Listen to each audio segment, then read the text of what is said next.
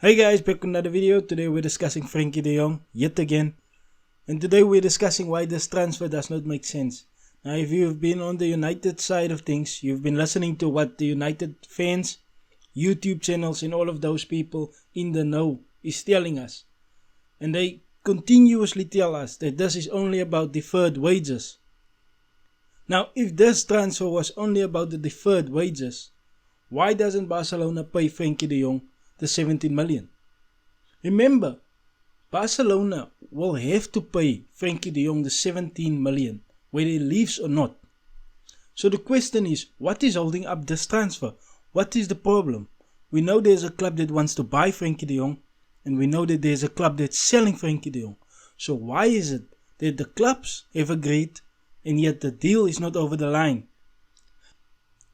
Now I'm going to present a few things, and I want you, the more intelligent people, to correct me, to inform me on why this transfer is not gone through.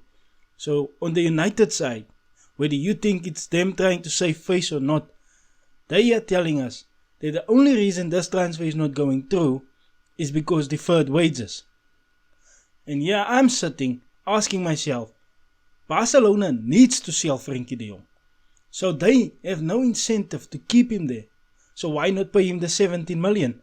If Barcelona do not sell Frenkie de Jong, they will be unable to register Christensen, that Fernando player they bought from Manchester City, Rafinha and Robert Lewandowski. So that's 4 players they won't be able to sign.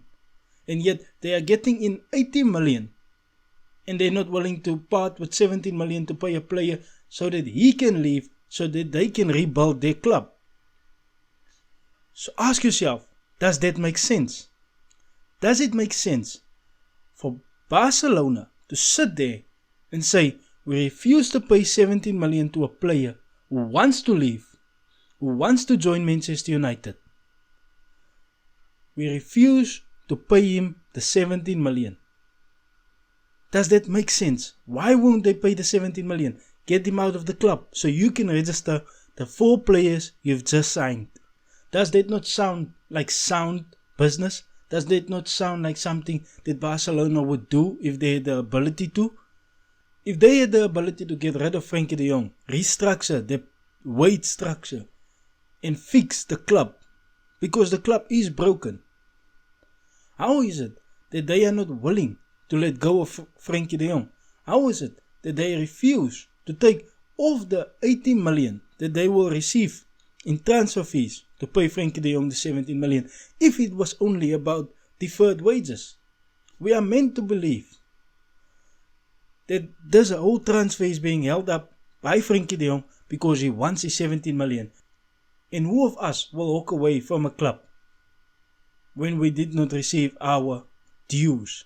None of us. None of us will walk away from 17 million. And yet Barcelona refuses to give him the 17 million so he can get off their wage bill, so that they can bring in 4 players, so that they can rebuild their team. Does that make sense? Please explain to me how that makes sense.